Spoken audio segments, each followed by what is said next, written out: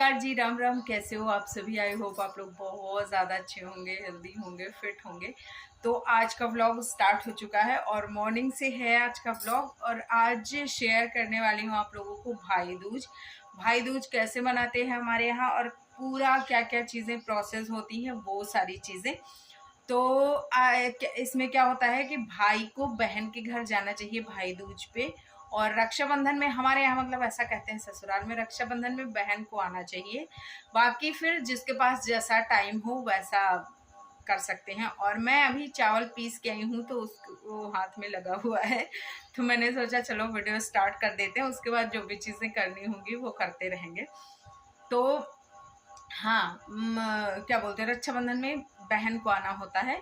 बाकी जैसा जिसके पास समय हो, कहते हैं कि भाई दूज पे बहन के घर का खाना खाने से उम्र लंबी होती है। क्योंकि यमुना माँ के घर गए थे यमराज जी, तो यमदेव, तो उन्होंने खाना खाया था तो फिर उन्होंने ऐसा आशीर्वाद दिया था।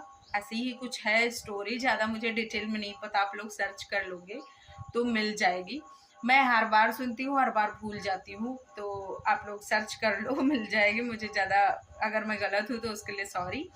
और चलो दिखाती हूँ पूरी चीज़ें कि कैसे बनाई जाती हैं, कैसे क्या क्या चीज़ें होती हैं। तो चलो भाई, तो ये चावल पीस के तैयार कर लिया गया है और इसको बनाएंगे जैसे रंगोली बनाते हैं ना, वैसा यहाँ पे बीच आंगन में बनाएंगे।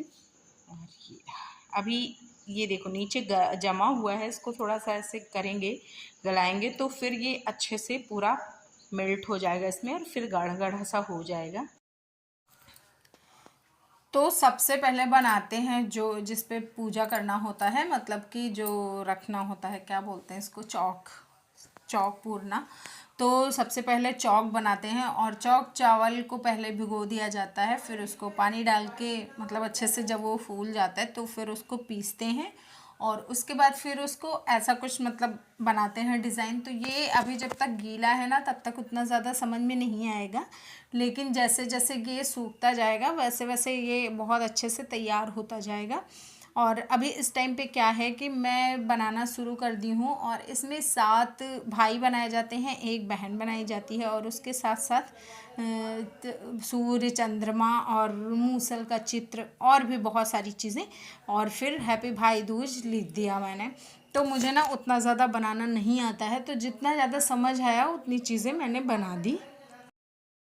तो भाई, तो देखो मेरी ड्राइंग इतनी अच्छी तो है नहीं कि मैं सारी चीज़ें बना पाऊँ। मैंने कुछ कुछ चीज़ें बना दी हैं, जो बनी बाकी भगवान जाने, सब वो सब समझते हैं, भाव के भूखे होते हैं।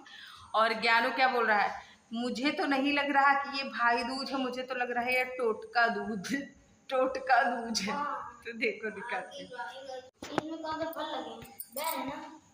हाँ, तो ये सारा बन गया। और ये देखो अभी ना, अभी ये सारा कुछ ऐसे गीला गीला है, जब अभी सूखेगा तो फिर थोड़ा सा दिखेगा। और बस ऐसे ही बना है और इतना ही बना है जितना बना है, ज़्यादा मुझे आता नहीं है। तो अभी पूरी तरह तैयार हो गई हूँ और ये वाले कान के पहन लिए हैं और उसके बाद ये साड़ी पहन ली है और अभी बस तो अभी पूरी तरह तैयार हो गई हूँ और अब हो गया है पूजा करने का टाइम। तो चलो चलते हैं। और चल के ये वाली मैंने साड़ी पहनी है, तो अभी घर जाना है निशा के कि नहीं जाना अभी कंफर्म नहीं हुआ है। क्योंकि क्या मतलब जब होगा कंफर्म तो पता चलेगा। अब मिश्रा जी भी तैयार है, मैं भी तैयार हूँ। अगर मुझे जाना हुआ तो मैं बैठ जाऊंगी, लेके चले जाएंगे। अगर नहीं जाना हुआ तो फिर कोई बात ही नहीं है। तो चलो सबसे पहले पूजा की पूरी प्रोसेस दिखाते हैं, कैसे होती है पूजा, क्या क्या चीजें होती हैं, फिर उसके बाद में बाकी सारी चीजें होंगी। भाई के लिए ले जाना होता है और फिर ये जो ऐपन होता है इसको हाथ के चारों तरफ ऐसे गोल गोल करके लपेट लिया जाता है। और साथ ही साथ कहानी भी होती है इसमें। तो 7 बहन और एक भाई की कहानी होती है, फिर उसके बाद एक भाई और एक बहन की कहानी होती है, जिसमें कि भाई को नहीं पता होता कि उसकी बहन है। और फिर उसको पता चलता है तो वो जब जाता है बहन के यहाँ, तो रास्ते में उसको जितनी सारी मुसीबत मिलती हैं वो सारी पार करते हुए वो जाता है। और जब उसकी बहन उसको टीका लगाती है तो फिर रक्षा होती है। और उसके साथ ही यमुना माँ और यमदेव की भी कथा होती है। तो कहते हैं कि इस दिन जो भी भाई जाके बहन के यहाँ का खाना खाता है और टीका करवाता है तो उसको साल भर अकाल मृत्यु नहीं होती है, ऐसा मतलब इस पूजा में मानना है और कहानी में लिखा भी हुआ है। तो सारी पूजा संपन्न होने के बाद फिर इसमें हवन किया जाता है, और हवन करने के बाद फिर मुंह जूठा करके थोड़ा सा, नहीं मुंह नहीं पहले जूठा करते, पहले जो ये रखा हुआ है मूसल, इससे तोड़ा जाता है उसको, दिया को, जो दिया हम जलाते हैं दीपावली में जूठा दिया होना चाहिए, मतलब कि जला हुआ होना चाहिए, कोरा दिया नहीं रखते हैं हमारे यहाँ पे। और अगर आप लोगों के यहाँ पे रखते हैं तो आप मुझे बता सकते हो कमेंट सेक्शन में। तो ये हवन होने के बाद फिर उसके बाद का सारा प्रोसेस मैं स्टेप बाय स्टेप आप लोगों को दिखाती जा रही हूँ। आप लोग बताना कि वीडियो कैसा लगा, और अगर अच्छा लग जाए तो लाइक शेयर कर देना। तो क्या होता है कि फिर इसको ना ऐसे नांगना होता है, मतलब जो मूसल रखा होता है, और इस टाइम पे कहना होता है कि मेरे भाई गए हैं बेर तोड़ने और उनको कांटा ना लागे, अर्थात जितनी भी मुसीबतें हैं मेरे भाई की वो सब ख़त्म हों। और फिर उसके बाद फिर सारी चीज़ें स्टेप बाय स्टेप कर लेते हैं।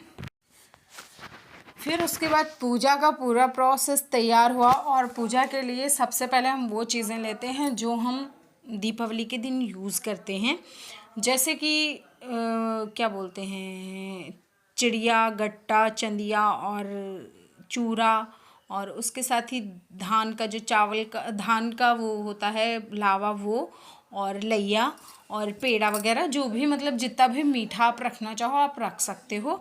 और फिर उसके बाद सारा पूजा का प्रोसेस स्टार्ट हो जाता है। तो पूजा का प्रोसेस ना सेम वैसा ही है जैसा सारी पूजा में होता है, मतलब सबसे पहले जल छिड़क के घी गुड़ लगा देते हैं, उसके बाद फिर ऐपन लगाते हैं और सिंदूर भी लगाया जाता है, और फिर सारी चीज़ें मतलब स्टेप बाय स्टेप जैसे हम सारी पूजाओं में करते हैं बस वैसा ही सब कुछ कर लिया जाता है। तो अभी इस टाइम पे ये जो रचना बनता है, मतलब कि जो माथे में लगाने के लिए, उसको सारा मैंने फैला दिया है यहाँ पे पूजा के पास, और फिर यही वाले उठा के वहाँ पे भाई मतलब अपने, तो यहाँ पे मुंह जूठा करेंगे, और उसके बाद फिर कुछ खा पी के फिर उसके बाद सुहाग लेंगे। और सुहाग लेने से पहले पहले वो जो होता है मूसल, इसको उठा के फिर उसको तोड़ा जाएगा, और 6 बार बहुत धीरे धीरे से मारा जाता है, और फिर उसके बाद 7वीं बार में काफ़ी तेज़ मार के उसको तोड़ दिया जाता है। तो इसके साथ ही हमारे भाई के ऊपर आने वाली जो भी मुसीबतें हैं वो सारी ख़त्म होती हैं, ऐसा मानना है। और फिर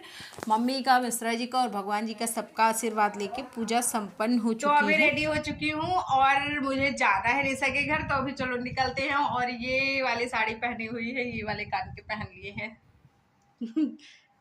और ये तो हैंडसम,